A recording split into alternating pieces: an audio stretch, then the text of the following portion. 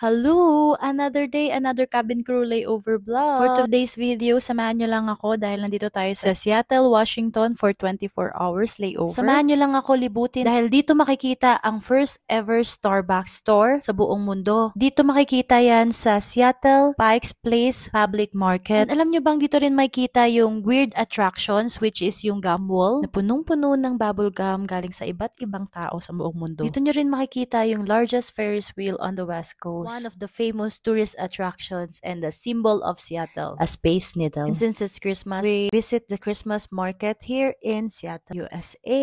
Kaya tara, samahan nyo lang kami as an international flight attendant living and based in Doha, Qatar.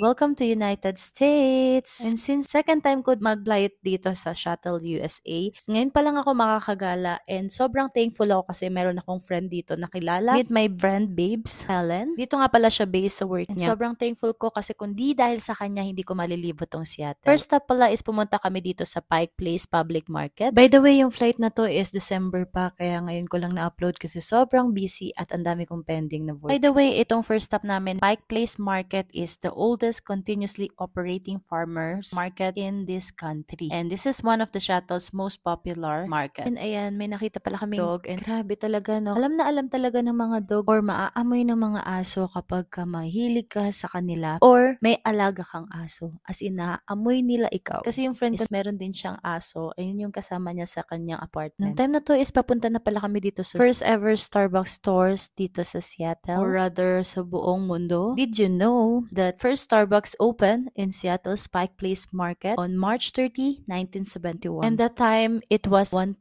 square feet space and also a single employee only. This is the old logo of the first Starbucks in the world. And since nandito na rin kami, kaya bumili na rin kami talaga ng aming drinks dito para matikman din namin. Hi guys! So dito kami sa first ever Starbucks. And syempre, hindi mawawala itong mga souvenirs nila dito like cups. Did you know na kapag nag-order ka dito is nagpapakitang gila sila? Ayan, binabato nila, dapat masalon nito. Pero kanina, hindi niya nasalo nung order na namin. Pero nakakatuwa lang kasi sobrang daming tao as in dinudumog talaga. Syempre, gustong makita kahit maliit lang yung store nila. Starbucks, natitikman natin dito sa first ever Starbucks na buong mundo. Ito yung in-order namin, creme brulee. Oh my God! Ito kami sa public market. Ayan. Ganda ng painting nila. Wow! Puro mga art. Ang cute ng aso. Hi! Nakadamit siya. Hi! Ganda naman eh ito. Next up is this Pike Place Market, which is the oldest continuously operating farmers market in this country. One of the Shuttle's most popular market with its farm, fresh produce, bouquet, and also the seafoods. Kita nyo naman, sobrang lalaki, grabe. And syempre, sobrang laki din ng presyo. Grabe, nakita ko tong king crabs. And ito yung sikat na monkfish nila dito. Kapag bumili ka dito, is sinothrow nila to. Nagpapakitang gila sila. Next is the Rachel the Piggy Bank. Is an outdoor bronze sculpture to raise money for the social service agency in the market. Next is the hundred of pieces of gum left by the tourists on the iconic Seattle Gum Wall in Post Alley, located in Seattle's Pike Place Market. Actually, I heard na nilinis na nila to. Kaya medyo malinis na tingnan. Hindi na ganun karami talaga yung mga gums. Pero dati daw, yes, sobrang dami. And meron part na dito na sobrang madami talaga. And ipapakita ko sa inyo. And ayan, may love lock pa sila. Ayan yung sobrang dami. Ganyan daw yung itsura dati, yung ganun karami na bulto talaga. Pero since nilinis na nila, hindi ko alam anong purpose bakit nila nilinis. Ayan, ganto talaga yung itsura daw dati.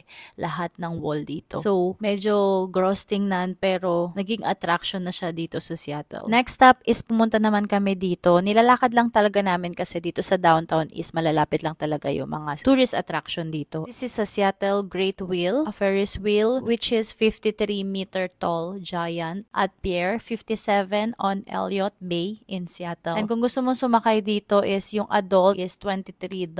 Next naman is the number one most iconic view which is the Space Needle. Needle. It is 605 feet above the city. Next is the Seattle Christmas Market. Since December tong time na to nung nandito ako, more on kapag December talaga is pupunta ako ng mga Christmas market. And tinreat pala kami dito ni Babes Helen kasi meron siyang entrance fee. So if you're planning to go here, be ready kasi baka magulat kayo, kala nyo walang entrance fee. Seattle Christmas Market aspire to bring this festive old world tradition to Seattle. The market combines colorful decor, authentic gifts, enticing food and drinks, creating the perfect atmosphere for celebrating the season. Grabe na amaze ako dito. Sobrang galing nila dito kasi di mo akalain na chocolate to, guys. Kita nyo ba yan? Hindi kagandahan sa paningin. Pero guys, mga chocolates ito. Sobrang galing ng artist nito. And next naman is itong malaki nilang Christmas tree. Grabe. Apakalaki talaga and ang ganda-ganda tingnan. And dito sa pinuntahan namin na to is dito yung mga tables and chairs nila na pwede kang kumain dito. Kasi yung mga food pwede mo mabili dun sa labas nga, dun sa Christmas market, outdoors. And ito is indoor. And ayan, nag-video-video na lang kami dyan kasi nga hindi naman kami dito kakain. Actually, sa labas kami kakain, which is yung malapit lang dito. 1, 2, 3. 1.